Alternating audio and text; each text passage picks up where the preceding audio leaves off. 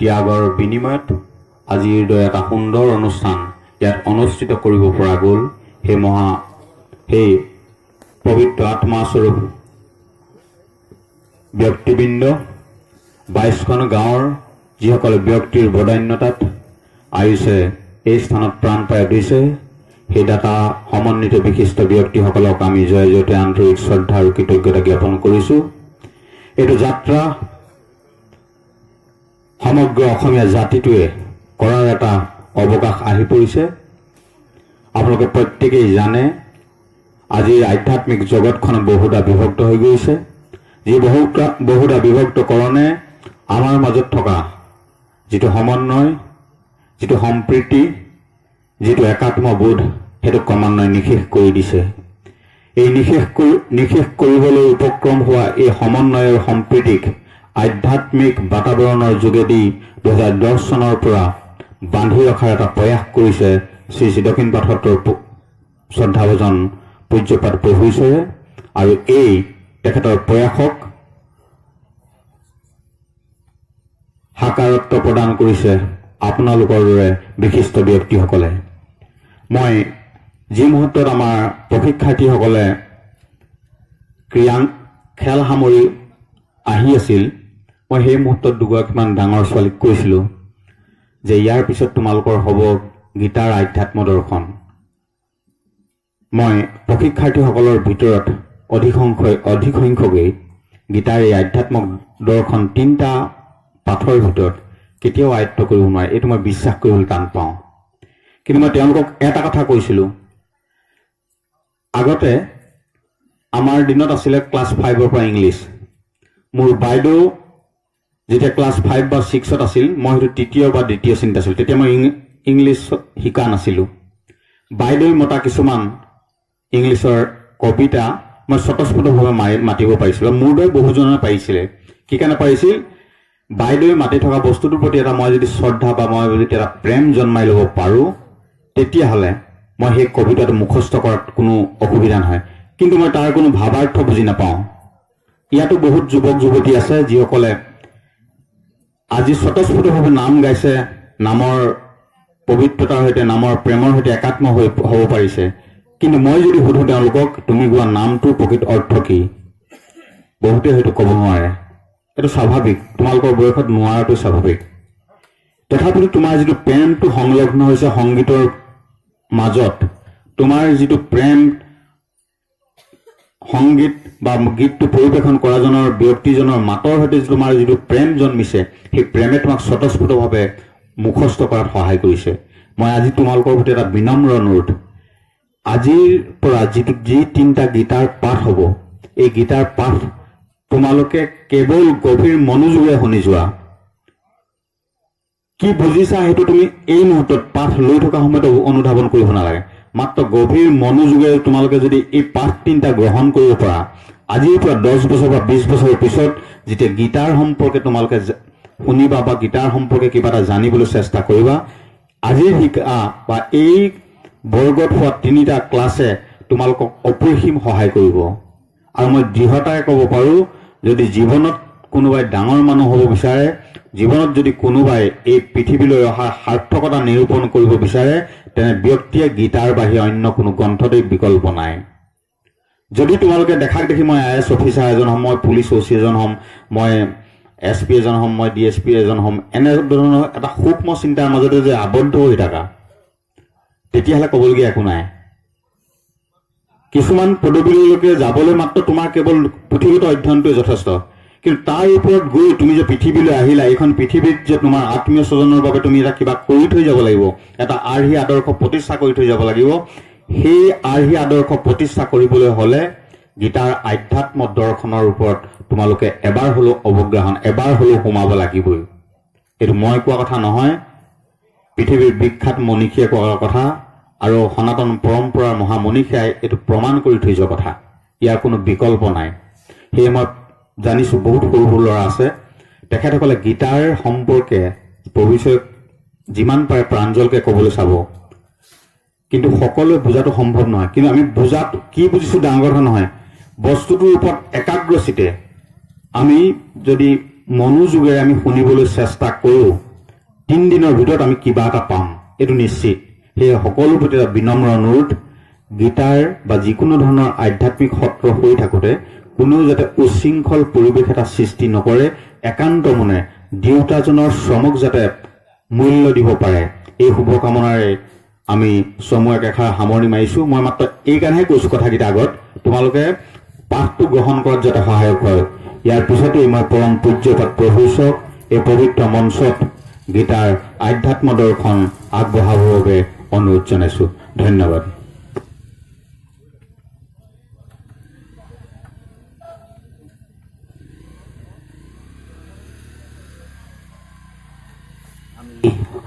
এটা ঘোষণা এইকণতে দিব বিচাৰিছোঁ যিসকল প্ৰশিক্ষাৰ্থী আঁতৰৰ আছে যিসকল থাকিবলগীয়া তেওঁলোকৰ কাৰণে আমি ব্যৱস্থা কৰিছোঁ তেওঁলোকে যাতে যাবৰ সময়ত আমাৰ উদ্যোক্তা মণ্ডলীৰ লগত যোগাযোগ কৰে আমি তেওঁলোকক ব্যৱস্থাপনা কৰি দিম আৰু যিসকল ছোৱালীয়ে চাইকেল লৈ আহিছে আমাৰ ওচৰৰ আঠাকটীয়া গাঁও বা তেওঁলোকেও যাবৰ সময়ত যোগাযোগ কৰিব ইয়াৰ পৰা দুজন স্বেচ্ছাসেৱকৰ সহায়ত তেওঁলোকক তাত থোৱাৰ ব্যৱস্থা কৰা হ'ব তেওঁলোকে যাতে নিজেই গুচি নাযায় তেওঁলোকে যাবৰ সময়ত বজেন হাজৰিকা আমাৰ ভাস্কৰ জ্যোতি শৰ্মা তেওঁলোকৰ লগত যোগাযোগ কৰিব তেওঁলোকে থোৱাৰ ব্যৱস্থাৰ কাৰণে স্বেচ্ছাসেৱক নিয়োগ কৰিব ধন্যবাদ এয়া সকলোৱে প্ৰভু ঈশ্বৰক সম্ভাষণ জনাওক থিয় হৈ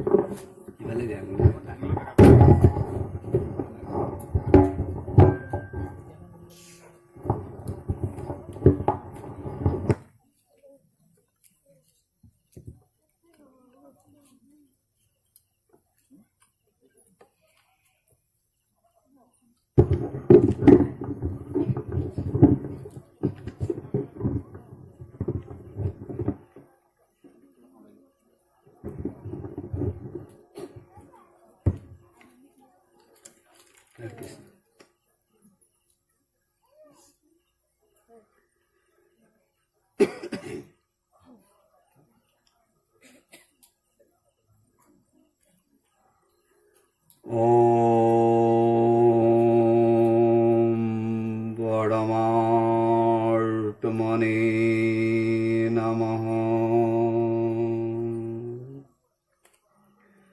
অজ্ঞানতিমিৰান্ধস্য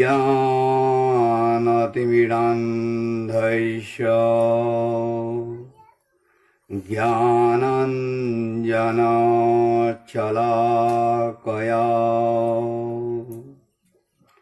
চক্ষুৰুন্মিলিतं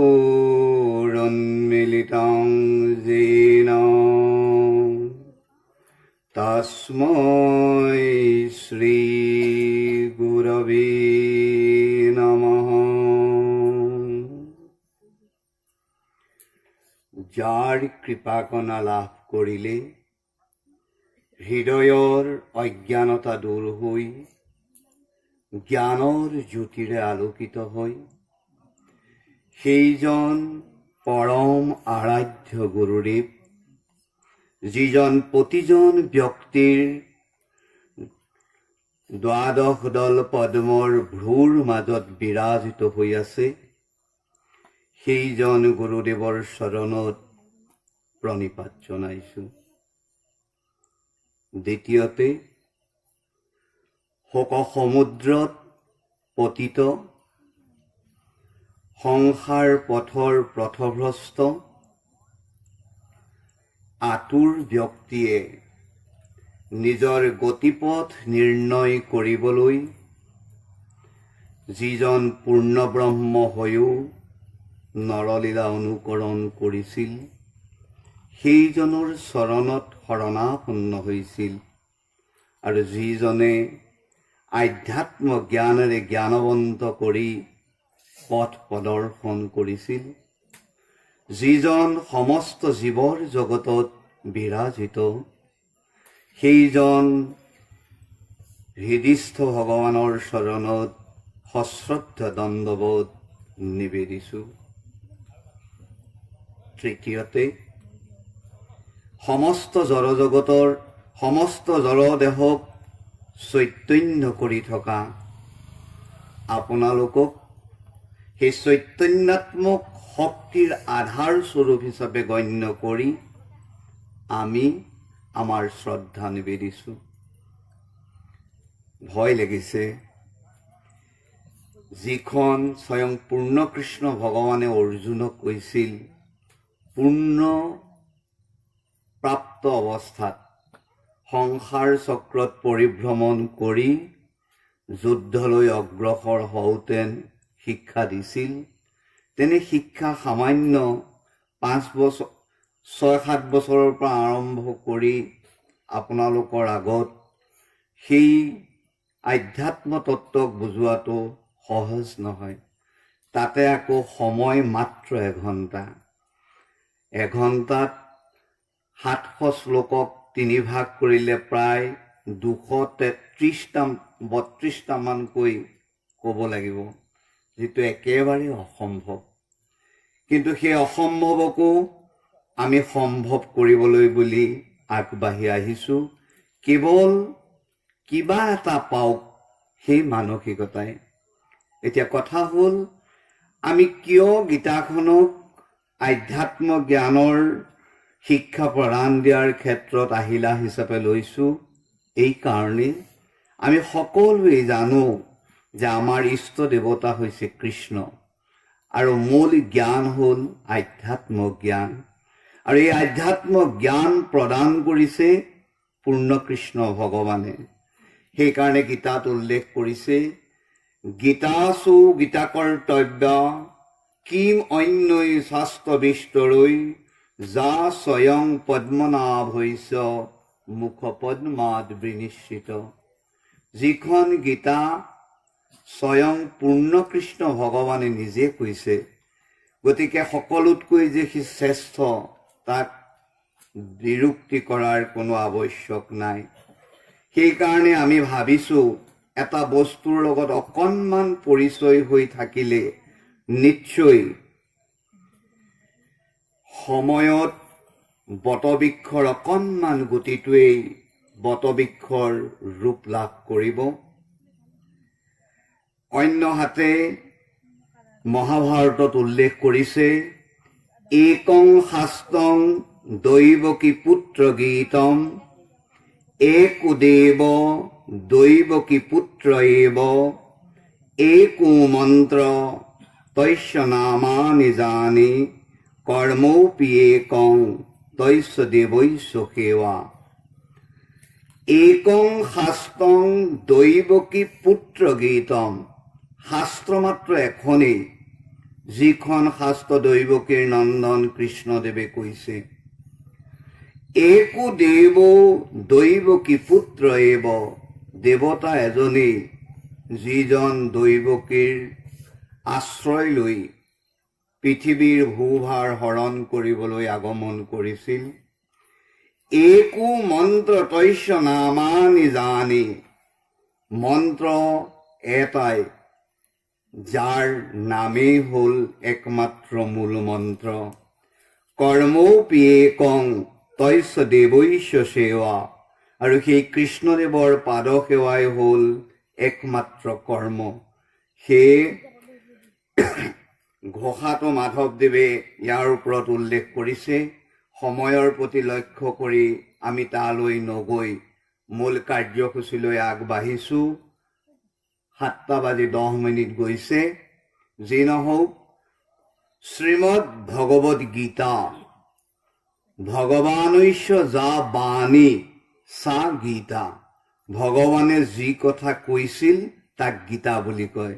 আৰু ভগৱানৈশ্য যা লীলা সা ভাগৱতম। ভগৱানৰ লীলা কীৰ্তন য'ত থাকে তাক কোৱা যায় ভাগৱত। আমি এতিয়া ক'ব খুজিছোঁ গীতা। গীতাৰ প্ৰথম শ্লোকটো কুৰুবংশৰ ৰজা ধৃতৰাষ্ট্ৰই কৈছিল। কি কৈছিল? আমি যিহেতু কৃষ্ণৰ মুখেদি তোমালোকক শুনাম, সেইকাৰণে আমি সংস্কৃত ভাষাকেই আমি আশ্ৰয় কৰিছোঁ। ধৰ্মক্ষেত্ৰে কুৰুক্ষেত্ৰে সমবেতা যুযুৎসৱ মামকা পাণ্ডৱা চৈব কিম অকুৰ্বত সঞ্জয়। ৰজাই মন্ত্ৰীক প্ৰশ্ন কৰিছে, হেৰা মন্ত্ৰী, মোৰ কৌৰৱাদী পুত্ৰসকল আৰু মোৰ পাণ্ডুৰ পঞ্চপুত্ৰই যুদ্ধ কৰিম বুলি ধৰ্মক্ষেত্ৰ আৰু কুৰুক্ষেত্ৰত সমবেত হৈছে। সমবেত হৈ কি কৰিছে? এই প্ৰশ্নটো আচলতে উপযুক্ত নহয়। যুদ্ধ কৰিবলৈ গৈ দুই পক্ষই যুদ্ধই কৰিব, কিন্তু ৰজাৰ মনত সন্দেহ। এটা পবিত্ৰ জেগাত যেতিয়া মানুহখিনি থিয় হ'ব, পবিত্ৰ জেগালৈ যেতিয়া যাব, সেই স্থানৰ মাহাত্য আছে। সেই স্থানৰ মাহাত্যই মানুহৰ মনৰ পৰিৱৰ্তন কৰিব পাৰে। যিহেতু এইখন এখন কুৰুক্ষেত্ৰ, কুৰু ৰজাই প্ৰস্তুত কৰিছিল, যাক ধৰ্মক্ষেত্ৰ হিচাপে পৰিগণিত কৰা হয়। সেই ধৰ্মক্ষেত্ৰৰ যি পবিত্ৰতা, সেই পবিত্ৰতাই মোৰ পুত্ৰৰ বা পাণ্ডুৰ পুত্ৰৰ মনত পৰিৱৰ্তন আনিছে নেকি? এই সন্দেহৰ কাৰণেই প্ৰথম প্ৰশ্ন হিচাপে সুধিছে, কিম অকুৰ্বত? এই বুলি সোধাত সঞ্জয়ে উত্তৰ দিছে, দৃষ্ট্বাতু পাণ্ডৱানেকাং বৃদ্ধং দুৰ্যোধনস্তদা আচাৰ্যম উপসংগম্য ৰাজা বচনমব্ৰবীত। এই বুলি সোধাত সঞ্জয়ে ক'লে, তোমাৰ পুত্ৰ দুৰ্যোধনে সেনাপতি তথা গুৰুৰ ওচৰলৈ গৈ তেওঁৰ মনৰ ভাৱ প্ৰকাশ কৰিছে। দুৰ্যোধন এনে এজন অহংকাৰী ৰজা, তেওঁ কেতিয়াও কাৰো সান্নিধ্যলৈ নাযায়, কিন্তু গুৰু সৰ্বশ্ৰেষ্ঠ। সেইকাৰণেই আচাৰ্যম উপসংগম্য, আচাৰ্যৰ ওচৰলৈ গৈ তেওঁৰ মনৰ ভাৱ, যদিও তেওঁ দেখিছে, গম পাইছে গুৰুৱে, তথাপিতো শিষ্য হিচাপে তেখেতৰ বিনম্ৰতাৰে নিবেদন কৰিছে গুৰুৰ ওচৰত। আমাকো তাৰ আৰ্হি দেখুৱাইছে। অপৰ্যাপ্তং তদস্মাকং বলং ভীষ্মভিৰক্ষিতম পৰ্যাপ্তং তদমেতেষাং বলং ভীমাভিৰক্ষিতম। কৈছে যে আপোনাৰ 11 অক্ষৌহিনী আৰু পাণ্ডৱৰ মাত্ৰ 7 অক্ষৌহিনী। 7 আৰু 11ৰ মাজত বহুত পাৰ্থক্য। গতিকে আপুনি 11 অক্ষৌহিনী সৈন্যৰ দ্বাৰাই পাণ্ডৱক বিনাশ কৰিব পাৰিব। কিন্তু ইয়াত টীকাকাৰে কৈছে পৰ্যাপ্ত আৰু অপৰ্যাপ্ত। আমাৰ সংখ্যাত 11 হ'লেও কিন্তু আমাৰ সৈন্যখিনি সিমান পাৰ্গত নহয়। কিয়নো প্ৰত্যেকজন ব্যক্তিৰ মনত, যাক আমি সেনাপতিৰ দায়িত্ব দিম, তেওঁলোকৰ পাণ্ডৱৰ প্ৰতি স্নেহ আছে। কিন্তু পাণ্ডৱৰ যিজন সেনাপতি, তেওঁলোকৰ কিন্তু কৌৰৱৰ প্ৰতি স্নেহ নাই। এই যে দ্বৈত ভাৱ সম্পন্ন হৈ আছে, সেইকাৰণেই তেওঁলোকৰ সৈন্য যদিও তাকৰ, জয়ৰ আশা বেছি। সেইকাৰণে গুৰুৰ ওচৰত গৈ দুৰ্যোধনে যাতে আমাৰ জয় হয়, তাৰ কাৰণে গুৰুৰ ওচৰত নিবেদন জনাইছিল। অন্যহাতে অৰ্জুনেও কৃষ্ণক কৈছিল, সেনয়োৰ উভয়োৰ মধ্যে ৰথং স্থাপয় মৈচ্যুত। হে অবিনাশী ঐচ্যুত প্ৰভু, তুমি পাণ্ডৱ আৰু কৌৰৱ দুয়ো পক্ষৰ মাজত ৰথখন সংস্থাপন কৰা, যাতে মই দুয়ো পক্ষক ভালদৰে চাই যাব পাৰোঁ। ইয়াত আমি কৌৰৱ আৰু পাণ্ডৱক সৎ আৰু অসৎ দুইটা পক্ষ হিচাপে পৰিগণিত কৰিব লাগিব। কাৰণ এই সততাৰ মাজলৈ আগবাঢ়ি যাবলৈ কোনসকল সৎ ইয়ালৈ আহিছে আৰু কোনসকল অসৎ ইয়ালৈ আহিছে, এই দুয়োটা পক্ষ যাতে মই ভাল ধৰণে চাই ল'ব পাৰোঁ, সেই নিমিত্তে হে প্ৰভু কৃষ্ণদেৱ, মোৰ ৰথখন দুয়ো পক্ষৰ মাজলৈ, সৎ অসতৰ মাজত সুন্দৰ ৰূপে দৰ্শন কৰিবলৈ মোক লৈ যোৱা। এই বুলি কোৱাত কৃষ্ণদেৱে ৰথখন লৈ যোৱাৰ পিছত অৰ্জুনে দুয়ো পক্ষ দেখি পেলাই যি স্থানৰ মাহাত্য, য'ত পবিত্ৰ ধৰ্মক্ষেত্ৰত উপস্থিত হৈ তেওঁৰ অৱস্থা হৈছিল এনেধৰণৰ, বিপতুস্য শৰীৰে মে रोमहर्षस्य जायते गान्धिवं संसते हस्तात् তৎসৈব পৰিদৰ্যতে। যেতিয়া তেওঁ দেখিছিল ইষ্ট মিত্ৰ কুটুম্ব সকলো একত্ৰিত হৈ আছে, তেতিয়া তেওঁৰ গাটো থক থককৈ কঁপিছিল, ছালবিলাক পৰিছিল, আৰু যিখন ধনুৰে যুদ্ধ কৰিবলৈ আগবাঢ়ি গৈছিল সেই ধনুৰ হাতৰ মুঠি ঢিলা হৈ পৰি গৈছিল। আৰু সেই অৱস্থাত তেওঁ ভাবিছিল যে যুদ্ধ কৰিবলৈ গৈ মই এই ইষ্ট মিত্ৰ কুটুম্বসকলক বধ কৰাতকৈ মই দেখোন যুদ্ধ নকৰাই ভাল। সেইকাৰণে তেওঁ কৈছিল, উচ্ছন্ন কুলধৰ্মানাং মনুষ্যানাং জনাৰ্দন নৰকে নিয়তং বাসো ভৱতি ইত্যানুশ্ৰুতম। হে প্ৰভু কৃষ্ণদেৱ, এই মই ইষ্ট মিত্ৰ মোৰ ককাই ভাই শহুৰ এইসকলক বধ কৰি মোৰ কি লাভ হ'ব? এওঁলোকক বধ কৰি মই একমাত্ৰ নৰকলৈহে যোৱা হ'ব, ইয়াৰ বাহিৰে অন্য গতি মই নেদেখোঁ। সেইকাৰণে হে প্ৰভু, আপুনি মোক এই শোক সমুদ্ৰত মই যি পৰিলোঁ, ইয়াৰ পৰা মই আৰু আগবাঢ়িব নোৱাৰোঁ, এই বুলি তেওঁ যুদ্ধ নকৰোঁ বুলি মনতে সিদ্ধান্ত কৰিছিল। আৰু এই ভাৱৰ উদয় হোৱাটো এটা শুভ লক্ষণ, কিয়নো যি পৰ্যন্তলৈকে বিষাদৰ ছায়ে হৃদয় স্পৰ্শ নকৰে সেই পৰ্যন্তলৈকে আধ্যাত্মিক জীৱনৰ পাতনি মেলা প্ৰায় অসম্ভৱ। গতিকে অৰ্জুন ৰজা যুধিষ্ঠিৰৰ লগত ধৰ্মৰাজৰ লগত থাকে, সখা হিচাপে পূৰ্ণকৃষ্ণ ভগৱানৰ লগত থাকে, থাকিও এতিয়া যুদ্ধক্ষেত্ৰত গৈ স্বধৰ্ম পালনৰ ক্ষেত্ৰত কিং কৰ্তব্য বিমূঢ় হৈ যুদ্ধ নকৰাটোৱেই সিদ্ধান্ত কৰিলে। আমি ইমানতে এটা অধ্যায় সমাপন কৰিছোঁ, অৰ্থাৎ প্ৰথম অধ্যায়টো গীতাৰ শেষ হৈছে।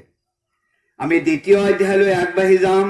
দ্বিতীয় অধ্যায় হ'ল সাংখ্য যুগ। বিষাদ যুগৰ পিছত আমি সাংখ্য যুগলৈ আগবাঢ়িছোঁ। সাংখ্য যুগত ভগৱান কৃষ্ণদেৱে অৰ্জুনক কৈছে, হেৰা অৰ্জুন, কুতস্থং কস্মলমিদং বিষমে সমুপস্থিতম অনাৰ্য জুস্তম স্বৰ্গম অকীৰ্তি কৰম অৰ্জুন। হেৰা অৰ্জুন, এই সংকট সময়ত যাক আৰ্যসকলে জ্ঞানীসকলে প্ৰশংসা নকৰে, তেনে এই শোক সমুদ্ৰ তোমাৰ ক'ৰ পৰা আহিল? যিটো এনে কাৰ্য কোনো ভাল ব্যক্তিয়ে কেতিয়াও প্ৰশংসা নকৰে, সেই এনে প্ৰশংসা ৰহিত তোমাৰ মানসিক ভাৱ অহাটো উচিত নহয়। এই বুলি কোৱাত অৰ্জুনে কৈছিল, গুৰুন হত্বা হি মহানুভাৱান শ্ৰেয়ো ভুক্তং ভক্ষমপি হলোকে হত্বাৰ্থ কামাংস্তু গুৰুনিহৈব ভুঞ্জীয় ভোগান ৰুধিৰ প্ৰদিগ্ধান।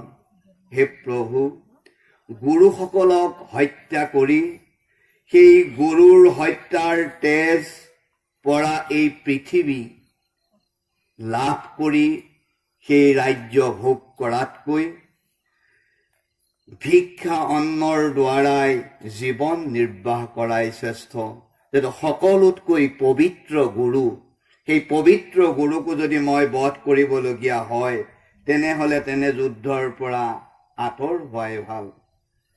এনে বুলি মনৰ মাজত ভাৱ জাগৃত হৈ গুৰু দ্ৰোণাচাৰ্য পিতামহ ভীষ্মক বধ কৰাতকৈ ভিক্ষা অন্নৰ ভাবি অৰ্জুনৰ মনত স্থান দিয়াত তেওঁ প্ৰশ্ন কৰিছিল, কাৰ্পণ্য দোষোপহত স্বভাৱ বিশ্বামিতাং ধৰ্ম সংমূঢ়চেত যৎসেয় সন্নিশ্চিতং ব্ৰূহি তন্মে শিষ্যস্তেহং স্বাধিমান্তং প্ৰপন্নম।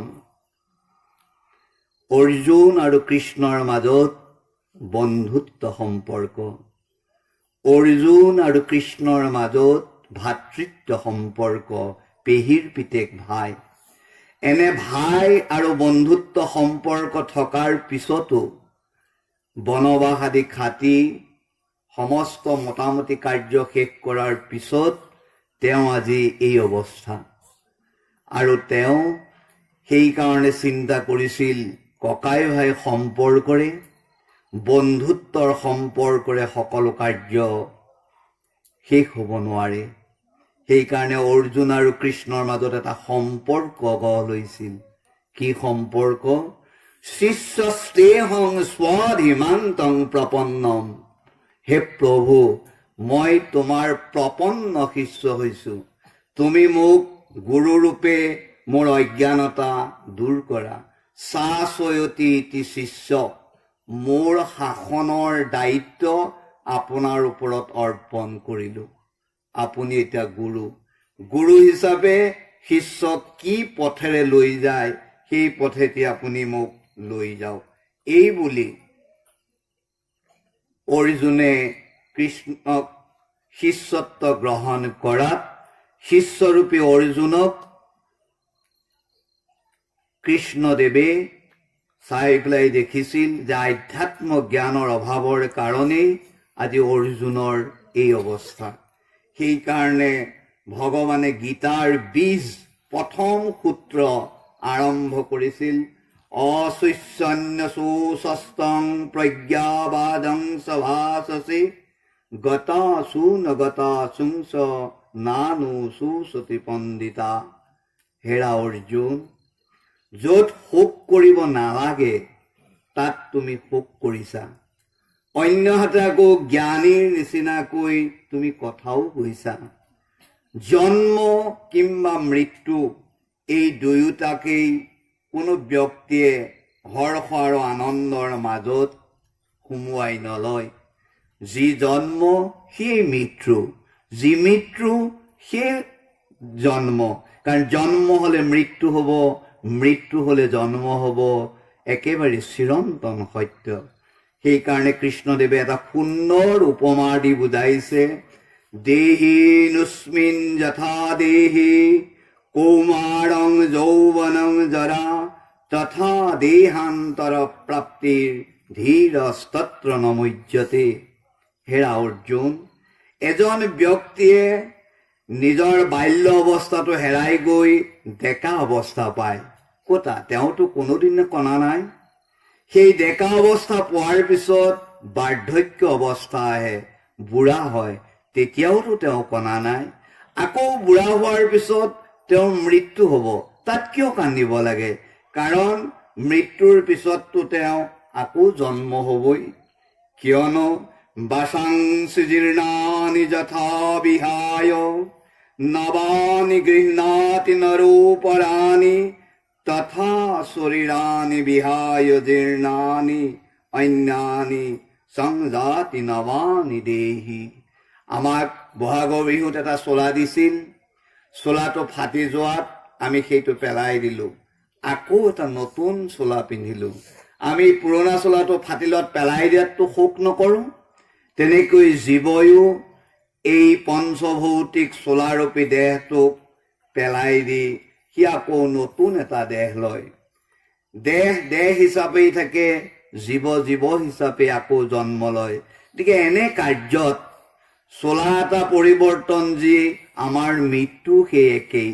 এই বুলি ভগৱান কৃষ্ণদেৱে অৰ্জুনক সান্তনা দিছে যে নতুন বস্ত্ৰ ল'লে আমি যেনেকৈ আনন্দ কৰোঁ, পুৰণা চোলাটো পেলাই দিয়াৰ সময়তো আমি তেনেধৰণে বিশেষ বিষাদ নকৰোঁ। ভাল চোলা এটা আছিল, এইটো ফাটিল, এই বুলিয়েই কৈ আমি সান্তনা লওঁ। তেনেদৰে তুমি কোনোবাই দেহ ত্যাগ কৰিলে বুলি তাত একেবাৰে শোকত মগ্ন হোৱাটো উচিত নহয়। কিয়নো জাতৈস্য ধ্ৰুৱ মৃত্যুৰ ধ্ৰুৱং জন্ম মৃতৈস্য। এজন ব্যক্তিৰ জন্ম হলে তেওঁৰ মৃত্যু হ'বই, এইটো সুনিশ্চিত।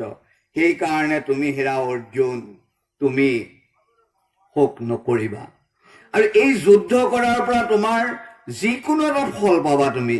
কিয়নো হতো বা পাপসি স্বৰ্গং জিত্বা বা ভক্ষসি মহিম। যদি তুমি এই যুদ্ধত মৃত্যু হয়, কোনোবা পক্ষৰতো মৃত্যু হ'বই, মৃত্যু হলে যুদ্ধৰ এটা শাস্ত্ৰ নিৰ্দেশনা আছে, তেওঁ স্বৰ্গগামী হয়। গতিকে তুমি স্বৰ্গ ভোগ কৰিবলৈ পাবা, সেয়া তোমাৰ লাভ। আৰু যদি তুমি জয়ী হোৱা তেতিয়াহ'লে তুমি এই ৰাজ্য ভোগ কৰিবলৈ পাবা, এফালে স্বৰ্গ আৰু আনফালে ৰাজ্য। গতিকে দুয়োটাৰ মাজত যিকোনো এটাই তোমাৰ প্ৰাপ্য হ'ব। গতিকে তুমি এনে কাৰ্যত কিয় পিছ পৰিব খুজিছা, কৰ্তব্যৰ পৰা কিয় বিচলিত হ'ব খুজিছা, এই বুলি কোৱাত অৰ্জুনে প্ৰশ্ন কৰিছিল। হে প্ৰভু কৃষ্ণদেৱ, স্থিত প্ৰজ্ঞৈঃ কাভাষা সমাধিস্থৈঃ কেশৱ স্থিতাধি কিং প্ৰভাসেত কিম আশ্ৰিত ব্ৰজেত কিম। হে প্ৰভু, স্থিতপ্ৰজ্ঞৰ লক্ষণ কি? প্ৰজ্ঞ শব্দৰ অৰ্থ হ'ল জ্ঞান, স্থিত হ'ল স্থিৰ কৰা। কি প্ৰকাৰে মনটোৰ চলন শক্তিটোক, চঞ্চলতাটোক ৰক্ষা কৰাৰ কেনেধৰণে কৰিব পাৰি, য'ত সুখ আনন্দ দুয়োটাক একে ৰূপত প্ৰতিষ্ঠিত কৰিব পৰা যায়। এই বুলি অৰ্জুনে কৃষ্ণক প্ৰশ্ন কৰাত ভগৱান কৃষ্ণদেৱে কৈছিল, প্ৰজাহাতি যদা কামান সৰ্বান পাৰ্থ মনোগতান আত্মন্যেব আত্মনা তুষ্ট স্থিত প্ৰজ্ঞ তদুচ্যতে। স্থিত প্ৰজ্ঞ তদ উচ্যতে। স্থিত প্ৰজ্ঞ তাকেই কোৱা যায়। কাক কোৱা যায়? হে পাৰ্থ, আত্মনি এব আত্মনা তুষ্ট, নিজেই নিজতেই সন্তুষ্ট হোৱা। যদা মনোগতান সৰ্বান কামান প্ৰজাহাতি, যেতিয়া মনলৈ অহা কামনা বাসনাখিনিক বাদ দি আত্মসন্তুষ্টিৰে নিজক আগবঢ়াই লৈ যাব পৰা যায়, তেতিয়াহ'লে সেই ব্যক্তি স্থিতপ্ৰজ্ঞ হয়। অৰ্থাৎ আমি কিবা এটা পাবলৈ, কিবা এটা আনিবলৈ যেতিয়া আশাত থাকোঁ, তেতিয়া আমাৰ মনত কামনা আহে, কামনাৰ পৰা ক্ৰোধ আহে। সেইকাৰণে সেইবিলাকক বাদ দি নিজে যদি আমি সন্তুষ্ট লভিব পাৰোঁ, সেই সন্তুষ্টিৰ মাজেদি আমাৰ বুদ্ধি স্থিৰ হ'ব। ধ্যায়তো বিষয়ান পুংসঃ সংস্তেষু প্ৰজায়তে সংগাত সঞ্জায়তে কাম কামাত ক্ৰোধোভিজায়তে। হে অৰ্জুন, ধ্যায়তো বিষয়ান পুংসঃ সংস্তেষু প্ৰজায়তে। এটা বিষয় পাবৰ কাৰণে ধ্যান কৰোঁতে কৰোঁতে সেই বিষয়ৰ প্ৰতি আসক্তি আহে। সংগাত কাম, আসক্তিটো অহাৰ পিছত সেই আসক্তিটোৱে কামনালৈ পৰিৱৰ্তন কৰে, কেনেকৈ তাক পাওঁ তাৰ মনলৈ আহে। কামাত ক্ৰোধ, আনিব নোৱাৰিলেই তাত ক্ৰোধৰ সৃষ্টি হয়, আৰু ক্ৰোধেই সমস্ত বিনাশ আনি দিয়ে। সেইকাৰণে যিটো বস্তু আনিবলৈ গৈ পিছত বিপৰ্যয় হয়, তাতকৈ যদৃশ্যা লভ সন্তুষ্ট, যিটো আমাৰ ভাগ্যত আমি নিজৰ মাধ্যমেদি আনিব পাৰোঁ, তাতেই সন্তুষ্ট হোৱাটোহে অৰ্জুন আচলতে শুদ্ধ। বিহায় কামান যঃ সৰ্বান পুমাং চৰতি নিস্পৃহ নিৰ্মমো নিৰহংকাৰ স শান্তিম অধিগচ্ছতি। তুমি শান্তি তেতিয়া পাবা, কেতিয়া? সৰ্বান কামান বিহায়, সকলোবিলাক মনৰ কামনাবিলাক নাইকিয়া কৰি, নিস্পৃহ, স্পৃহাহীন হৈ, নিৰ্মম, মই মোৰ ভাৱ ত্যাগ কৰি, নিৰহংকাৰ, অহংকাৰ যদি হেৰা অৰ্জুন তুমি ত্যাগ কৰিব পাৰা, তেতিয়াহ'লে তুমি শান্তি লাভ কৰিবলৈ সক্ষম হ'বা। গতিকে হে অৰ্জুন, তুমি কামনা ত্যাগ কৰা, কামনা ত্যাগ কৰি কৰ্তব্যত আগবাঢ়ি যোৱা। এই বুলি সাংখ্য যোগত 2য় অধ্যায়ত ইমানতে সমাপ্তি পৰিল। যিহেতু আমাৰ সময় 1 ঘণ্টা, সেইকাৰণে আমি এতিয়াও সম্ভৱ হয়তো নহ'ব পাৰে তথাপিতো আমি এটা গতিৰ মাধ্যমেদি দুটা অধ্যায় প্ৰথম আৰু দ্বিতীয় দুটা অধ্যায় সমাপন কৰিলো। পঢ়াটো বাদ দিয়া, এতিয়া এফালে শুনা, এতিয়া পঢ়াটো শুনি আছো। তৃতীয় অধ্যায় হ'ল কৰ্মযোগ। এই কৰ্মযোগ আৰম্ভ কৰিছে অৰ্জুনে এটা প্ৰশ্নৰ মাধ্যমেদি। কি বুলি? জায়সী চিৎকৰ্মণস্তে মাতা বুদ্ধিৰ জনাৰ্দন তৎকিং কৰ্মণি ঘোৰে মাং নিয়োজয়সি কেশৱ। হে কেশৱ, হে জনাৰ্দন, কৰ্মণ বুদ্ধি জায়সী, কৰ্মতকৈ আত্মজ্ঞান যদি শ্ৰেষ্ঠ, কি কাৰণে তুমি এই ঘোৰ কৰ্মলৈ মোক প্ৰেৰণ কৰিছা? মই জ্ঞানৰ মাধ্যমেদি আত্মতত্ব উপলব্ধি কৰোঁ, মই কিয় আকৌ কৰ্ম কৰি যুদ্ধত ব্ৰতী হ'ম? এই বুলি অৰ্জুনে প্ৰশ্ন কৰাত ভগৱান কৃষ্ণদেৱে কৈছে, লোকেস্মিন দ্বিবিধা নিষ্ঠা পুৰা পুক্ত মায়া নভ জ্ঞান যোগেন সাংখ্যানাং কৰ্ম যোগেন যোগিন। হেৰা অৰ্জুন, পূৰ্বতে মই দুটা পথ নিৰ্ণয় কৰি থৈছো। এটা হ'ল জ্ঞানযোগ, আনটো হ'ল কৰ্মযোগ। গতিকে যিসকল সাংখ্য যোগৰ লোক তেওঁলোকে জ্ঞান যোগেদি গতি কৰে, আৰু যিসকল কৰ্মযোগী, কৰ্মক যিসকলে আশ্ৰয় কৰি লয়, তেওঁলোকে কৰ্মৰ মাধ্যমেদি গৈ মূল লক্ষ্য পথত উপনীত হ'ব পাৰে। গতিকে তুমি কৰ্ম কৰাৰ উদ্দেশ্যেই তুমি কৰ্মযোগী, গতিকে তুমি কিয় কৰ্তব্যৰ পৰা আঁতৰ হৈ যাবা? তুমি কৰ্তব্যত আগবাঢ়ি যোৱা। এই বুলি ভগৱান কৃষ্ণদেৱে অৰ্জুনক আগবাঢ়ি যোৱাৰ পৰামৰ্শ দিছে। যত ইন্দ্ৰিয়ানি মনসানিয়ন আৰভতে অৰ্জুন কৰ্মেন্দ্ৰিয়ৈ কৰ্মযোগম আসক্ত স বিশিষ্যতে। কৰ্ম সম্পাদন কৰিলে কৰ্মৰ পৰা ফল হ'ব, আৰু ফলৰ মাধ্যমেদি পৰজন্ম হ'ব। গতিকে মইতো মুক্তি লাভ নকৰোঁ, কিন্তু কৰ্মৰ মাধ্যমেদি যদি আমি আসক্তি ত্যাগ কৰি কৰ্মক কৰ্তব্য হিচাপে কেৱল পালন কৰোঁ, তেতিয়াহ'লে কৰ্মৰ ফলে আমাক স্পৰ্শ নকৰিব, আৰু কৰ্ম ফল নাথাকিলে আমাৰ আত্মাই মূল লক্ষ্য পথলৈ গতি কৰিব পাৰিব। গতিকে তুমি সাকামিক কৰ্মক বাদ দি হে অৰ্জুন নিষ্কামিক ভাৱেৰে কৰ্ম সম্পাদন কৰিবলৈ আগবাঢ়ি যোৱা। যত আত্মৰতি এব স্যাৎ আত্মতৃপ্তস্য মানৱ আত্মন্যেব সন্তুষ্ট তস্য কাৰ্যং ন বিদ্যতে। হে অৰ্জুন, যত মানৱ আত্মৰতি, যিজন ব্যক্তিয়ে নিজতে ৰতি কৰে, আত্মাতে প্ৰীতি আত্মৰাম হয়, আত্মতৃপ্ত, নিজে কৰা কৰ্মতে সন্তুষ্ট হয়, আত্মনি এব সন্তুষ্ট স্যাৎ তস্য কাৰ্যং ন বিদ্যতে। তেওঁ নিজেই যেতিয়া আত্মৰাম হ'ব, মই মোৰ কৰ্তব্য হিচাপে মই মোৰ দায়িত্ব পালন কৰি আছো, মই আৰু ইয়াতকৈ আশা নকৰোঁ, এনে মানসিকতাৰে যেতিয়া এজন ব্যক্তি নিজৰ কৰ্তব্যত আগবাঢ়ি যাব, তেতিয়াহ'লে হে অৰ্জুন তেওঁৰ আৰু বিশেষ কাম কৰিবলগীয়া বুলিবলৈ নাই। শ্ৰেয়ান স্বধৰ্ম বিগুণ পৰধৰ্মাৎ স্বনুষ্ঠিতাৎ স্বধৰ্মী নিধনং শ্ৰেয় পৰধৰ্ম ভয়াৱহ।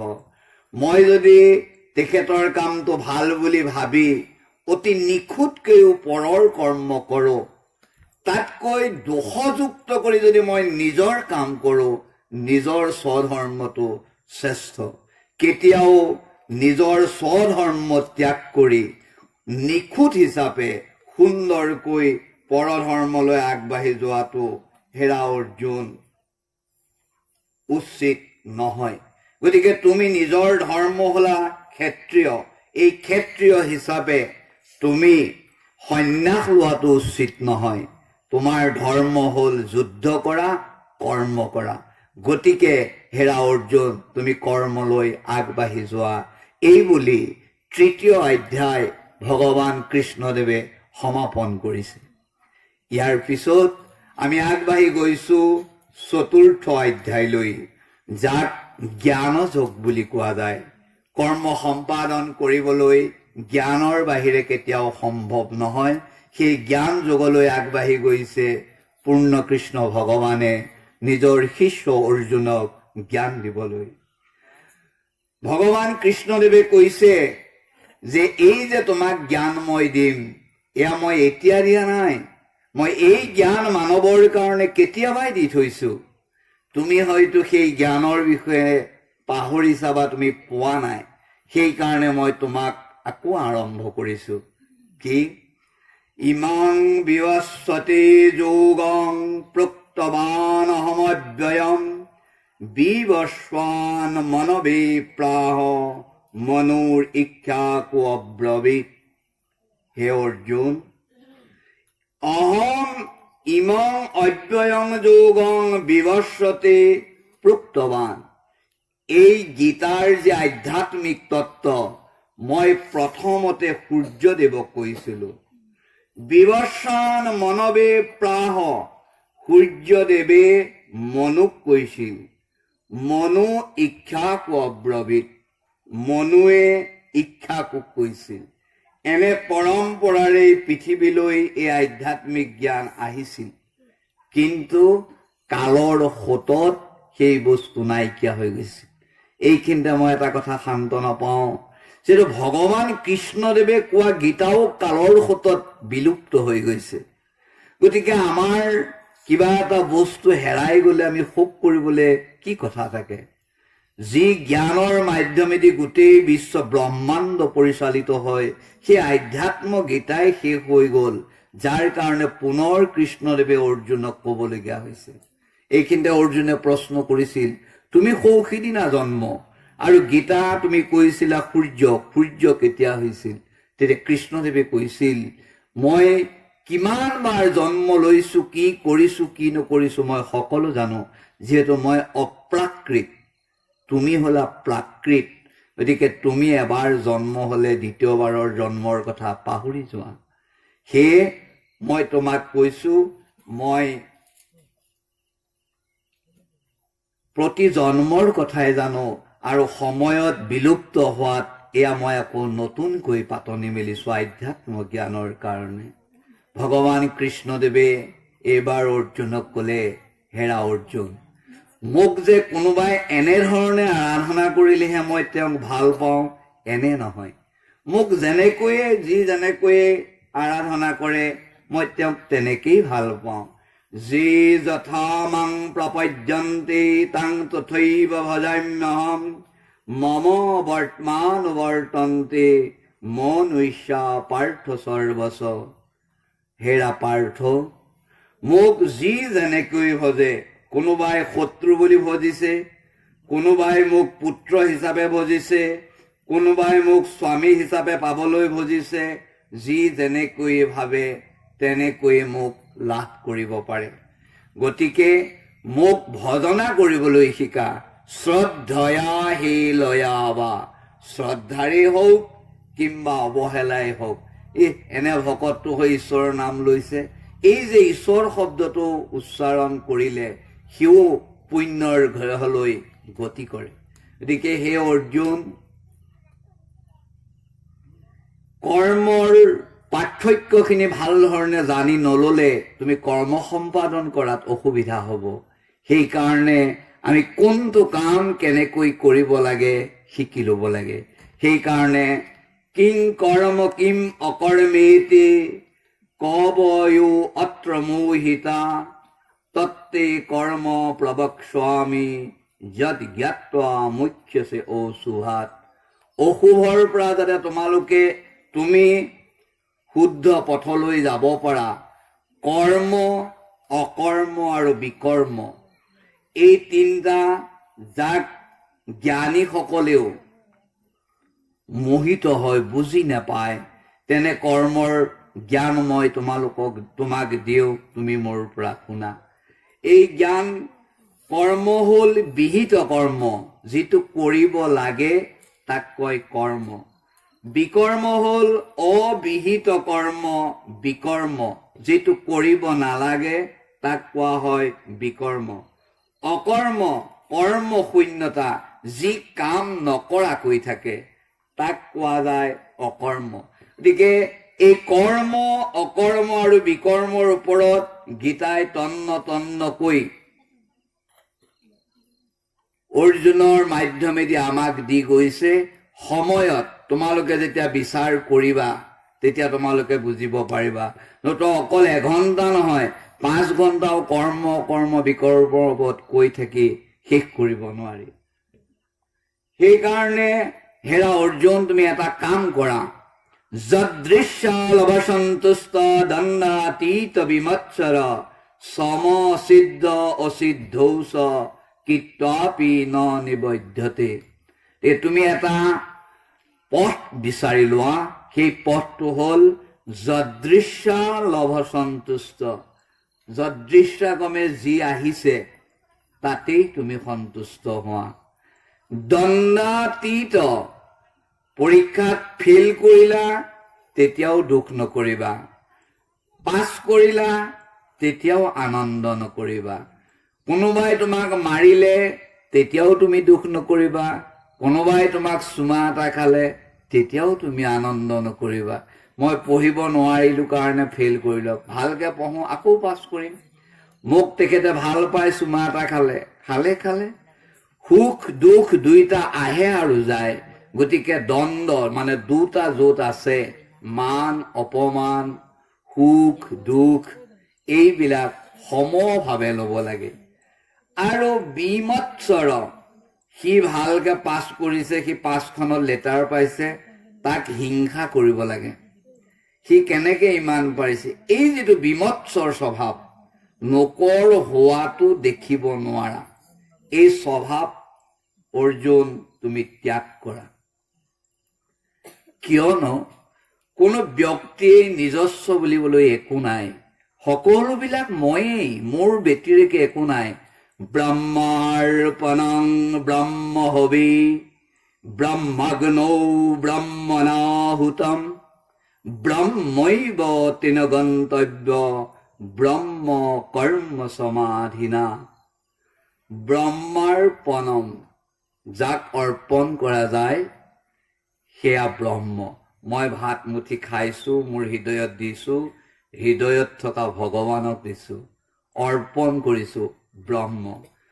ব্ৰহ্ম হবি, যি সিদ্ধান্ত মই লৈছো সেই সিদ্ধান্ত ব্ৰহ্ম।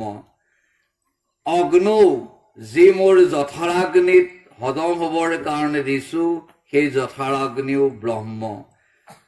ব্ৰহ্মৈব তেন গন্তব্য, ব্ৰহ্মৰূপী ময়েই সেই কাৰ্য সম্পাদন কৰিছো। সকলোবিলাক ব্ৰহ্মতেই বিলীন হৈ গৈছে, ব্ৰহ্মৰ ব্যতিৰেকে একোৱেই নাই। গতিকে তুমি কিবা দুখ কৰি কোনোবা বেলেগ আছে বুলি ভবাৰ কোনো অৱকাশ নাই। সমস্ত ব্ৰহ্ম, এই সমস্ত ব্ৰহ্মত যদি তুমি ৰক্ষা ৰাখিব পাৰা তেতিয়াহ'লে তোমাৰ মানসিক যি দুৰ্বল ভাৱ, সেয়া ভাৱ হেৰা অৰ্জুন নাইকিয়া হৈ যাব। শ্ৰেয়ান দ্ৰব্যময়া যজ্ঞাত জ্ঞান যজ্ঞ পৰন্তপ সৰ্বং কৰ্ম অখিল পাৰ্থ জ্ঞানে পৰিসমাপ্যতে। হেৰা অৰ্জুন, তুমি দ্ৰব্যৰে যজ্ঞ কৰাতকৈ তুমি জ্ঞানেদি যজ্ঞ সম্পাদন কৰা। যিহেতু সকলোবিলাক কৰ্ম জ্ঞান যজ্ঞত সমাপন হয়। তুমি দ্ৰব্যৰে কিবা কৰ্ম সম্পাদন কৰি থাকিলে সেয়া শেষ দ্ৰব্যত নহয়।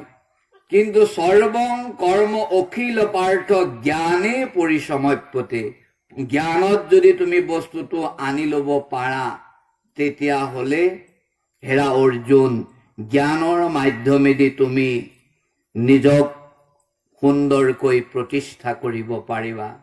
কিয়নো তদ্বিদ্ধি প্ৰণিপাতেন পৰিপ্ৰশ্নেন সেৱয়া উপদক্ষন্তি তে জ্ঞানম জ্ঞানীন তত্ত্বদৰ্শিন।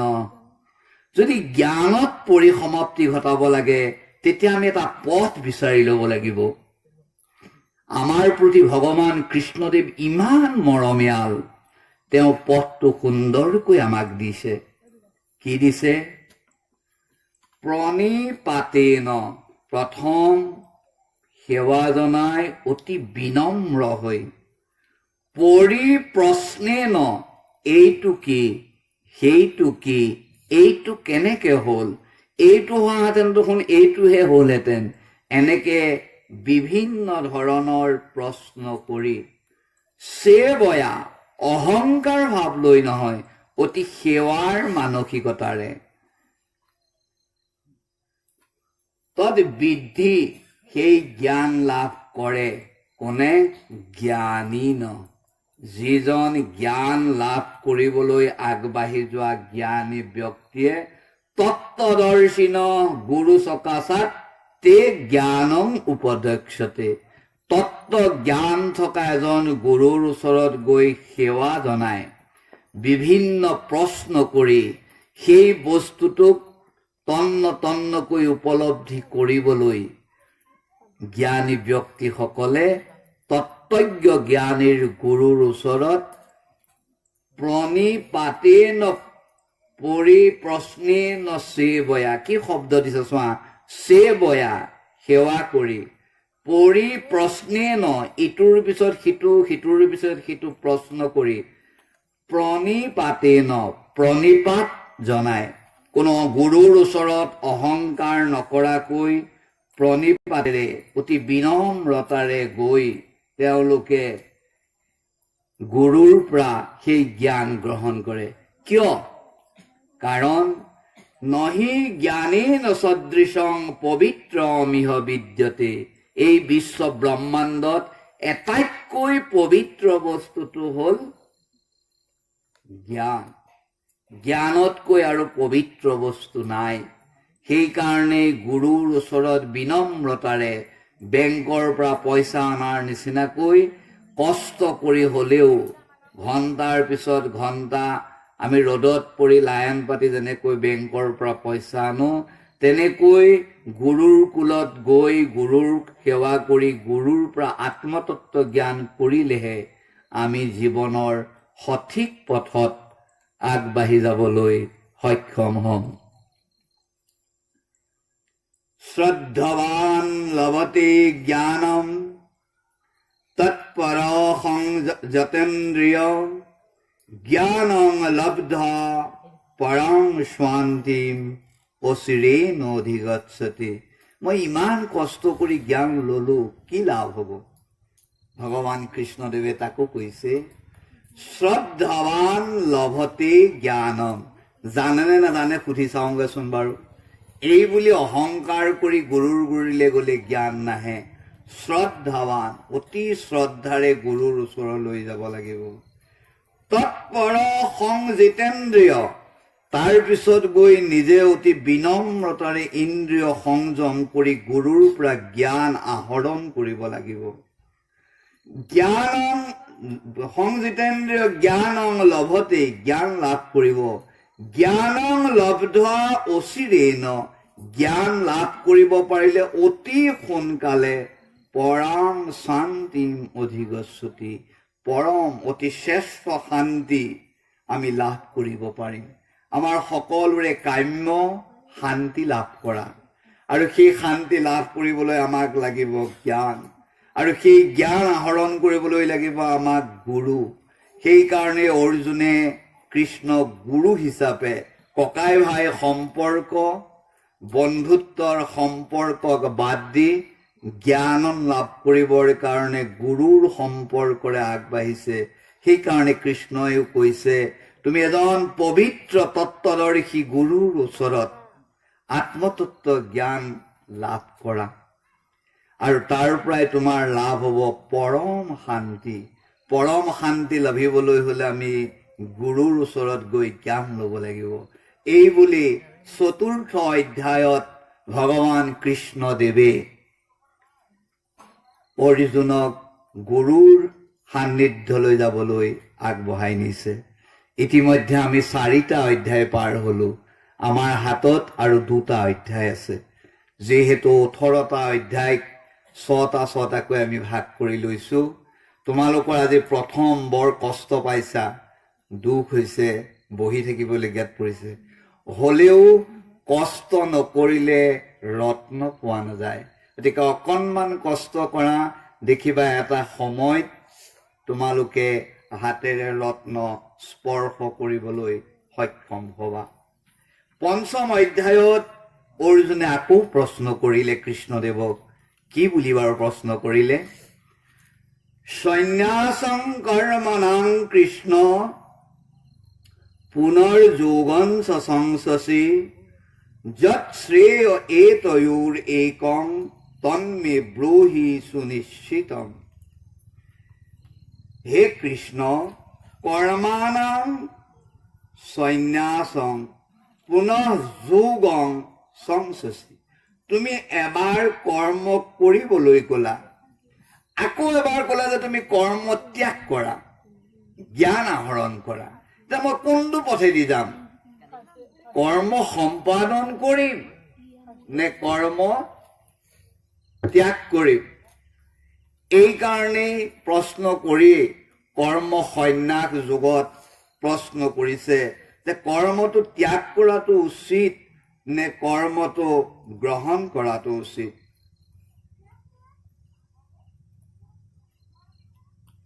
হেৰা অৰ্জুন, কৰ্ম কৰা, কৰ্মই তোমাক বান্ধিব নোৱাৰে। এটা সৰু উদাহৰণ দিব খুজিছো।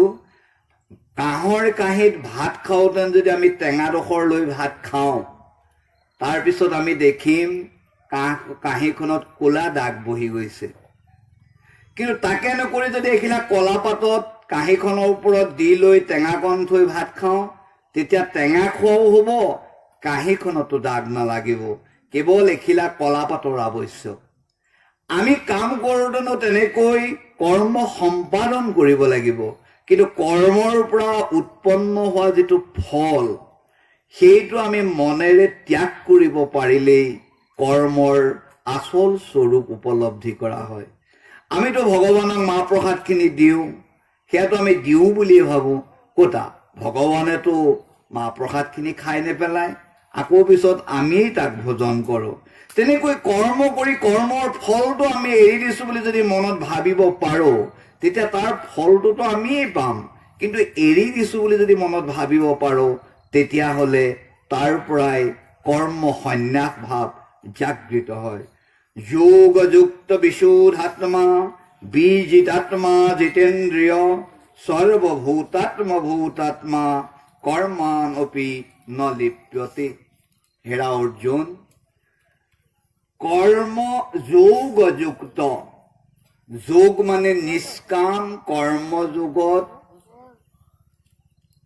দায়িত্ব গ্ৰহণ কৰি, বিশুদ্ধাত্মা নিজক সংশোধন কৰি, বিজিতাত্মা স্ববশীকৃত দেহ, দেহে ফল বিচাৰে, সেই দেহক আত্মতত্ত্ব জ্ঞানেৰে বশ কৰি, জিতেন্দ্ৰিয় নিজৰ ইন্দ্ৰিয়বিলাকক সংযত কৰি, সৰ্বভূতাত্মভূতাত্মা সকলো ভূততে আত্মভাৱ দৰ্শন কৰি, কুৰ্বন অপি ন লিপ্যতে, সমস্ততে ভগৱান বিৰাজিত হৈ আছে।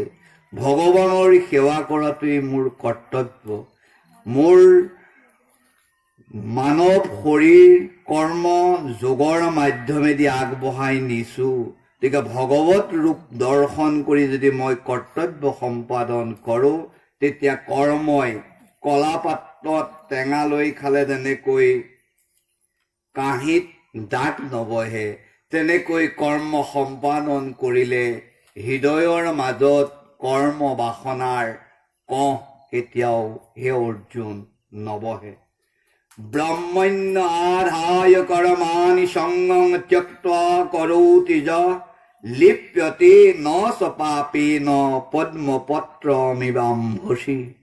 হেৰা অৰ্জুন, তুমি চোৱাচোন, পানীৰ মাজতেই এটা পদুমৰ পাত থাকে আৰু সেই পদুমৰ গোটংটোতো বৰষুণৰ পানী ৰয়, অথচ পদুমৰ পাতটোত পানী স্পৰ্শ হৈ নীতিতে। পানীৰ মাজত থকা পদুমৰ পাতটো যেনেকৈ নিৰ্লিপ্ত হিচাপে থাকে, তেনেকৈ তুমি এই সংসাৰৰ মায়াময় জগততো যদি নিষ্কামিক ভাৱেৰে কৰ্ম সম্পাদন কৰা, তেনেহলে তুমিও সেই পদুম পাতৰ নিচিনাকৈ পাপে ন লিপ্যতে, পাপত তুমি লিপ্ত নোহোৱা। পুখুৰী সিঁচিলে গৰৈ মাছ পোৱা যায়, গোটেইটো বোকাৰে লেটু পুতুৰি, চিনিবই নোৱাৰি, লৰাই দিলে গম পায়। কিন্তু তাত থকা তোৰা মাছটোৰ গাত অকণমানো বোকা নালাগে, সি বোকাৰ মাজতেই থাকে, কিন্তু তাৰ গাত বোকাই স্পৰ্শ কৰিব নোৱাৰে। আমি এই বোকাময় মায়াময় সংসাৰতো থাকি জ্ঞানৰ মাধ্যমেদি যদি আমি আগবাঢ়ি যাব পাৰোঁ, তেতিয়াহ'লে হেৰা অৰ্জুন, তোমাক কোনো বস্তুৱেই, কোনো কাৰ্যই তোমাক বিপদত পেলাব নোৱাৰে। গতিকে তুমি এনেকুৱা হোৱা যাতে তোমাৰ মাজত ভেদভাৱ নাথাকে। কেনেকুৱা হোৱা? বিদ্যা বিনয় সম্পন্নী ব্ৰাহ্মণী গবিহস্তিনী সুনী শৈব চপা কেশ পণ্ডিতা সমদৰ্শিন। হে অৰ্জুন, বিদ্যা বিনয় সম্পন্নী, জ্ঞান আহৰণ কৰি বিদ্যাৰ মাধ্যমেদি বিনয় হোৱা, অহংকাৰী নহবা। ব্ৰাহ্মণত স্বপাকে, কুকুৰ খোৱা চাণ্ডাল জাতিক, গবি হিন্দুৰ পবিত্ৰ গৰু, হস্তিনী হাতী, চুনি কুকুৰ, এই সকলোকে পণ্ডিতা সমদৰ্শিন, পণ্ডিতসকলে ব্ৰাহ্মণ আৰু চাণ্ডালক সম বুলি ভাবে, গৰুক আৰু কুকুৰক সম বুলি ভাবে। কেনেকৈ সম বুলি ভাবে? আজি আধ্যাত্মিক ভাৱত কৈছিলো, সকলোৰে ভূতত ভগৱান বিৰাজিত হৈ আছে। ব্ৰাহ্মণৰ অন্তৰতো ভগৱান, চাণ্ডালৰ অন্তৰতো ভগৱান, গৰুৰ অন্তৰতো ভগৱান, কুকুৰৰ অন্তৰতো ভগৱান।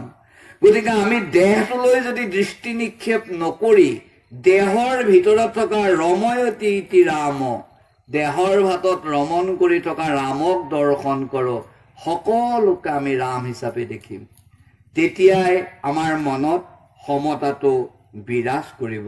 গতিকে ভেদভাৱ ত্যাগ কৰি হেৰা অৰ্জুন, তুমি সমতা হোৱা, যি কৰ্মই নকৰা কৰ্তব্য হিচাপে পালন কৰি যোৱা। ভোক্তাৰং যজ্ঞতপসা সৰ্বলোক মহেশ্বৰম শ্ৰুহীদ সৰ্বভূতানাং জ্ঞাত্বা মাং শান্তিমিষ্যতি। তুমি শান্তিম ইষ্যতি, তোমাৰ জীৱনৰ লক্ষ্য হ'ল শান্তি পোৱা। এই শান্তি পাবলৈ হলে তুমি কি কৰিবা? মাং যজ্ঞ তপস্যাং ভোক্তাৰং সৰ্বলোক মহেশ্বৰং শ্ৰুহিত ইতি জ্ঞাত্বা। তুমি জানি লোৱা। কি বুলি জানি লোৱা? মাং, মোক, যজ্ঞ তপস্যা, যজ্ঞ কৰিলে তাৰ যি ফল পায়, তপস্যা কৰিলে তপস্যাৰ পৰা যি ফল পায়, সৰ্বলোক মহেশ্বৰম, সকলো লোকৰ মহান ঈশ্বৰ মহেশ্বৰ, এয়া শিৱ নহয়, সকলোতকৈ শ্ৰেষ্ঠ ঈশ্বৰ বুলি মানি লৈ সৰ্বভূতানাং শ্ৰুহিত, ময়েই সকলো প্ৰাণীৰ অতি বন্ধু, শ্ৰুহিত, মোতকৈ আৰু উপকাৰী নাই, মই দীননাথ দীনবন্ধু। এনে সুহিত ভাৱেৰে যদি তুমি নিজক চিন্তা কৰি ল'ব পাৰা, তেতিয়াহ'লে তুমি পৰম শান্তি লাভ কৰিব পাৰিবা। জীৱনৰ লক্ষ্যই হ'ল শান্তি। এই শান্তিক সমভাৱৰ মাধ্যমেদি ল'বৰ কাৰণে ভগৱান কৃষ্ণদেৱে অৰ্জুনক পঞ্চম অধ্যায়ত জ্ঞান প্ৰদান কৰি 6ষ্ঠ অধ্যায়লৈ আগবাঢ়িছে অভ্যাস যোগৰ মাজেদি। আমাৰ হাতত 10 মিনিট সময় আছে। 5 মিনিট মই বেছিকৈ লৈছোঁ, কাৰণ প্ৰথম কোৱা সময়টো মই ধৰা নাছিলোঁ। 7:10ৰ পৰা আৰম্ভ কৰিলোঁ, এতিয়া 8টা বাজিল। 10 মিনিটত আমি 6ষ্ঠ অধ্যায়টো সমাপন কৰিম। কোনোবাই যদি টোপনি গৈছে চকুকেইটা মোহাৰি লোৱা, আমি শেষ অধ্যায়ত উপনীত হৈছোঁ। অৰ্থাৎ আমি আৰু বেছি দেৰি নাই, খেলিবলৈ সময় পাম, গান গাবলৈ সময় পাম, তেতিয়া কিৰিলি মাৰিবলৈও মন যাব। গতিকে অকণমান নিজৰ গাটো লৰাই মেলি অভ্যাস যোগ কৰিবলৈ আৰম্ভ কৰা। আমি অভ্যাস যোগত এটা কথা ক'ম, উদ্ধৰেত আত্মানং ন আত্মানম অৱসাদয়েত আত্মৈব হি আত্মনো বন্ধু আত্মৈব ৰিপু আত্মন। প্ৰথমেই ভগৱান কৃষ্ণদেৱে কৈছে, তুমি কাৰোবাক শত্ৰু বুলি নাভাবিবা, তুমি কাকো তোমাৰ মিত্ৰ বুলি নাভাবিবা। একমাত্ৰ তোমাৰ শত্ৰু তুমি, তোমাৰ মিত্ৰ তুমি। তোমাৰ নিজৰ কাৰ্যই তোমাক সুখ দিব, তোমাৰ নিজৰ কাৰ্যই নিজক দুখ দিব। সেইকাৰণেই আপুনি আপোন বন্ধু, আপুনি আপোন শত্ৰু, আপুনি আপোন ৰাখে মাৰে, হৰিক নভজি নৰে, আপুনি হয় নষ্ট, হৰি ভজি আপোনাক তৰে। ঘোষাত লিখিলে, আপুনি আপোন বন্ধু, নিজেই নিজৰ বন্ধু, আপুনি আপোন শত্ৰু, নিজেই নিজৰ শত্ৰু। পুহমহীয়া ঠাণ্ডা নুঠো বুলি 6টালৈকে শুই থাকি পৰীক্ষাত 12 পালোঁ, ইংৰাজীত ফেইল কৰিলোঁ। কিন্তু পৰীক্ষা বুলি 3টা বজাতে উঠি ভালকৈ পঢ়াৰ কাৰণে 80 পালোঁ। গতিকে কোন কম বেছি পোৱাৰ গুৰিতে কোন? মোৰ এলাহটো। গতিকে নিজেই নিজৰ শত্ৰু আৰু নিজেই নিজৰ মিত্ৰ। যি ভগৱানক আৰাধনা কৰে, ভগৱানৰ নিৰ্দেশত কৰ্মজীৱন আৰম্ভ কৰে, তেওঁৰ কাৰণে ভগৱান, তেওঁৰ কাৰণে নিজেই হৈ পৰে বন্ধু। আৰু যি কাৰো পৰামৰ্শ নলৈ মই মোৰ দেহৰ মংগলৰ কাৰণে ভোগবাদীৰ মাজেদি আগবাঢ়ি যাম, তেতিয়া তাৰ পৰা সুখৰ বিপৰীতে দুখ আহি আমাৰ উৎপন্ন হ'ব। তোমালোকে ধৰি ল'বা, মোৰ দুখ সুখৰ কাৰণ অন্য কোনো নহয়, মই কৰা আচৰণেই মোৰ সুখ আৰু মই কৰা আচৰণেই মোৰ দুখ। এই সকলো কৰ্ম সম্পাদন কৰিবলৈ হ'লে আমি কিছুমান কাম কৰিব লাগিব। সেই কাম কৰিবৰ কাৰণে সমতা আনিবৰ কাৰণে ভগৱান কৃষ্ণদেৱে আমাক কৈছে, মই নাই কোৱা। কি কৈছে জানা? যুক্তাহাৰ বিহাৰৈছ যুক্ত শ্ৰেষ্ঠৈছ কৰ্মসু যুক্ত স্বপ্না অৱবোধৈছ যোগ ভৱতি দুঃখহা। যুক্ত আহাৰ বিহাৰৈছ, তুমি আহাৰটো এটা চিন্তাৰ মাজেদি পবিত্ৰ আহাৰ কৰা।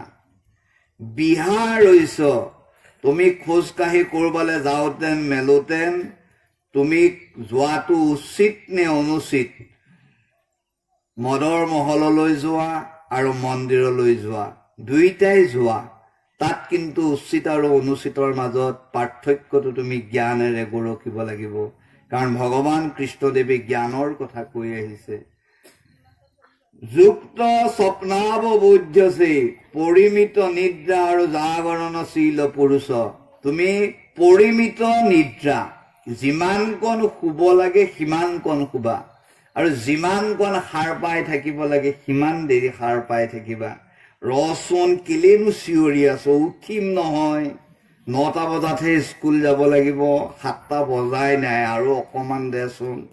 এই যিটো তোমাৰ 7টালৈকে শুই থকাৰ পৰিৱেশ, সেইটো ভগৱান কৃষ্ণদেৱে কিন্তু কৈছে পৰিমিত নিদ্ৰা, পৰিমিত জাগৰণ। পৰিমিত হিচাপে শুব লাগিব, পৰিমিত হিচাপে খাব লাগিব। যিহেতু আমি যিটো বস্তু পাবলৈ আগবাঢ়ি যাম, সেই বস্তুটো পোৱাৰ পিছত আমি আমাৰ কৃতকাৰ্যতাক লাভ কৰিম। কি জং লব্ধা সপৰং লাভং মন্যতে নাধিকং তত যস্মিন স্থিতো ন দুখেন গুৰু নাপি বিশল্যতে। হেৰা অৰ্জুন, জং লব্ধা অপৰং লাভং ততো অধিকং ন মন্যতে। যিটো বস্তুক পালে আৰু তাতকৈ অধিক কিবা এটা পাবলৈ বুলি নাথাকে। অৰ্থাৎ মেট্ৰিকত যদি প্ৰথম ষ্টেণ্ডটো কৰে, সি আৰু ষ্টেণ্ড কৰিবলৈ ওপৰলৈ যাবলৈ বাট আছে নেকি? দ্বিতীয়টো হোৱাহেঁতেন ভাবিলেহেঁতেন আৰু অকণমান পঢ়াহেঁতেন মই প্ৰথম স্থান পালোহেঁতেন। কিন্তু যেতিয়া এটাইতকৈ উচ্চ স্তৰৰ বস্তুটো পোৱা যায়, তাৰ পিছত আৰু পাবলৈ বাকী নাথাকে। ঠিক তেনেকৈ ভগৱান কৃষ্ণদেৱে কৈছে জং লব্ধা, যিটো বস্তু লাভ কৰিলে যোগীয়ে অপৰং লাভং, আৰু কিবা এটা পাবলৈ ততো অধিকং ন মন্যতে, তাতকৈ আৰু ওপৰত কিবা আছে বুলি ভবা নাযায়। যস্মিন গুৰু না দুখেন, যি অৱস্থা পালে অত্যন্ত গুৰু দুখ পালেও, অৰ্থাৎ অকস্মাতে গাড়ী এক্সিডেণ্ট হৈ পিতৃ আৰু ভাতৃ দুয়োজন মৃত্যু হ'ল। এজন পিতৃৰ মৃত্যুৰ দুখেই নিজে চম্ভালিবলৈ টান, তেনেতে আকৌ ককায়েকো মৃত্যু হ'ল। কিন্তু তুমি যেতিয়া দেহৰ আত্মাৰ জীৱৰ সকলো আত্মতত্ব জ্ঞান লাভ কৰিবা, তেতিয়া তোমাক তেনে দুখেও তোমাক লৰাব নোৱাৰে। আহিছিল, গৈছে, আকৌ আহিব।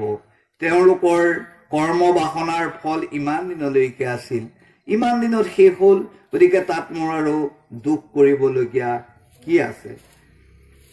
আৰু এই যিটো অৱস্থা, এই অৱস্থাটোৰ নামেই হ'ল যোগ। যোগৰ মাধ্যমেদি আমি মনৰ দুখ বেদনা সকলোবিলাক ত্যাগ কৰিবলৈ সক্ষম হওঁ। সৰ্বভূত স্থিত যো মাং ভজত্যিকে নমাস্থিত সৰ্বথা বৰ্তমানোপি সযোগী মই বৰ্ততে। মই অথনি আধ্যাত্মিক পাঠত যিটো কথা কৈছিলো, সেই একেটা কথাই ভগৱান কৃষ্ণদেৱে অৰ্জুনক গীতাত কৈছে। কি কলে? সৰ্বভূত স্থিতম, যিজনে সকলো ভূতত থকা একত্বং আস্থিত, অভিন্ন ৰূপে অৱধাৰণ কৰা, মাং ভজতি, মোক ভজনা কৰে, সৰ্বথা বৰ্তমানোপি সযোগী মই বৰ্ততে, সকলো সময়তে সেই ব্যক্তিজন মোৰ লগতেই থাকে। যিহেতু তেওঁ নিজে জানে মোৰ হৃদয়ত পৰমাত্মা ৰূপী কৃষ্ণ আত্মেশ্বৰ আছে, তোমালোকৰ অন্তৰত আত্মেশ্বৰ কৃষ্ণ আছে। আৰু মই অথনি কৈছো, এই দৈৱকীৰ নন্দন কৃষ্ণ আৰু আত্মেশ্বৰ কৃষ্ণ একেজন হলেও দৈৱকীৰ নন্দন কৃষ্ণদেৱৰ আয়ুস 125 বছৰ, আৰু আত্মেশ্বৰ কৃষ্ণৰ জন্মও নাই, মৃত্যুও নাই। তেওঁ অপ্ৰাকৃত, আমি প্ৰকৃতিৰ অধীন। তেওঁক প্ৰকৃতিয়ে বুঢ়া কৰিবও নোৱাৰে, তেওঁক মৃত্যু দিব নোৱাৰে। গতিকে সেই অপ্ৰাকৃত আত্মেশ্বৰ কৃষ্ণ সকলোৰে হৃদয়ত বিৰাজিত হৈ আছে। সমস্ত ভূততে ব্যাপী আছো মই হৰি, সবাকো মানিবা তুমি বিষ্ণু বুদ্ধি কৰি। সমস্ত জগতে বিষ্ণু বুদ্ধি নাহি যাবে, কায় মন বাক্য অভ্যাস কিবা হি ভাবে। এই ভাৱ লৈ ভগৱানক আমি আৰাধনা কৰিব লাগে সকলো ভূতত ভগৱান আছে বুলি। আমি 6ষ্ঠ অধ্যায় প্ৰায় সমাপ্ত কৰিব বিচাৰিছো। অৰ্জুনে এইখিনিতে এটা প্ৰশ্ন কৰিলে, অযতি সদ্ৰয়োপেতো যোগাত চলিত মানস অপ্ৰাপ্য যোগ সংসিদ্ধি কিংগতি কৃষ্ণ গচ্ছতি। হে কৃষ্ণ, তুমি কোৱা মতেই মই যোগ অভ্যাস কৰিলো। মই গৈ আছো কিবা কাৰণে বাটতে মই স্খলিত হলো। তেতিয়া মোৰ কি গতি হব? মই কৰ্মযোগীও নহলো আৰু মই কৰ্মপাশত আবদ্ধও নহলো। মোৰ জীৱনটো বিনষ্ট হৈ যাব নেকি? এই বুলি কোৱাত কৃষ্ণদেৱে কলে, তুমি তাৰ কাৰণে সন্দেহ নকৰিবা। অকণমান যদিও তুমি যোগ কৰা, এই 3 দিন তোমালোকে যি যোগ কৰিবা তাৰ ফলো তোমালোকে পাবা। কি হব? প্ৰাপ্য পুণ্য কৃতাং লোকান ওচিত্বা শশিতাশ্ৰমা সুচীনাং শ্ৰীমতাং গেহি যোগ ভ্ৰষ্টু অভিজায়তে। যোগ ভ্ৰষ্ট, যোগ কৰি কৰি যেতিয়া যোগৰ উঠিব নোৱাৰি ভ্ৰষ্ট হয়, পতিত হয়, তেনেকুৱা ব্যক্তিয়ে যোগী নাম কুলে, যোগীৰ বংশত জন্ম গ্ৰহণ কৰে, বা শ্ৰীমতাং গৃহে, বা ধনী মানুহৰ ঘৰত জন্ম গ্ৰহণ কৰে, বা সুচীনাং গৃহে, পবিত্ৰ ভাল বংশত জন্ম গ্ৰহণ কৰি সেই তাৰ দ্বাৰাই সেই ঘৰখনত জ্বলি থকা যি জুইৰ তাপ, সাত্বিকতাৰ মানসিকতাৰ যি ভাৱ, তাৰ মাধ্যমেদি যোগভ্ৰষ্টৰ লোকে পৰজন্মত আকৌ জন্ম গ্ৰহণ কৰি যোগত উত্তীৰ্ণ হবলৈ সক্ষম হয়। তপস্বীভো অধিকো যোগী জ্ঞানভ্যোপি মতোধিক কৰ্মভ্যো সুসাধিকো যোগী তস্মাৎ যোগী ভৱাৰ্জুন। হেৰা অৰ্জুন, তুমি সন্দেহ নকৰাকৈ যোগী হোৱা। যোগী তপস্বীভ্য অধিক শ্ৰেষ্ঠ। যোগীসকল তপস্বীসকলতকৈও শ্ৰেষ্ঠ। জ্ঞানীভ্য অপি অধিক, জ্ঞানীসকলতকৈও কৰ্মযোগী শ্ৰেষ্ঠ। কৰ্মভ্য চ অধিক, কৰ্মীসকলতকৈও যোগত একনিষ্ঠ ভাৱ কৰাটো শ্ৰেষ্ঠ। মত মম, এইটো মোৰ মত। তস্মাৎ যোগী ভৱ, গতিকে হে অৰ্জুন, তুমি যোগী হোৱা। এই বুলি 6ষ্ঠ অধ্যায়ত ভগৱানে অৰ্জুনক দুখ বেদনা সকলো এক কৰি, এক যোগ এক, দুয়োটা এক যোগ হৈ গলে 2 এটা পাওঁ। সেই 2টোৰ মাজত এক আৰু এক দুইটা সোমাই থাকে, কিন্তু আমি 2টোত একটোক দেখোনে? নেদেখো। এক আৰু এক দুইটা মিলি 2 হৈ যায়।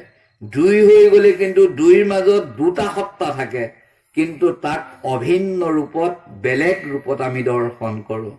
গতিকে ভগৱানৰ সন্তান আমি, আমাৰ পিতৃ ভগৱান, পিতৃ আৰু আমি যদি এক হৈ যাওঁ, এক আৰু এক মিলিয়ে যেনেকৈ 2 হয়, তেনেকৈ আমি মিলি যাম।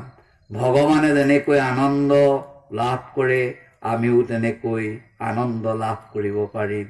এনেধৰণেৰে গীতাত যি 3টা শতক আছে, সেই 3টা শতক 6 অধ্যায়ৰ মাজেদি কৰ্ম শতকক সমাপন কৰিলে।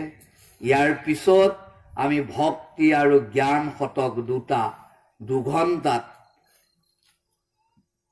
233টা শ্লোকমান তোমালোকৰ আগত কলো। তোমালোকে বিশেষ একো বুজি বোধ কৰো নাপালা, হলেওতো তোমালোকে গম পালা যে গীতাত কৃষ্ণ আৰু অৰ্জুনে কথা বতৰা পাতিছিল, আৰু কথা বতৰা পাতি কৈছিল এটাইতকৈ শ্ৰেষ্ঠ হল জ্ঞানী, আৰু এটাইতকৈ শ্ৰেষ্ঠ হল সকলোকে সমভাৱে সম্পন্ন কৰা।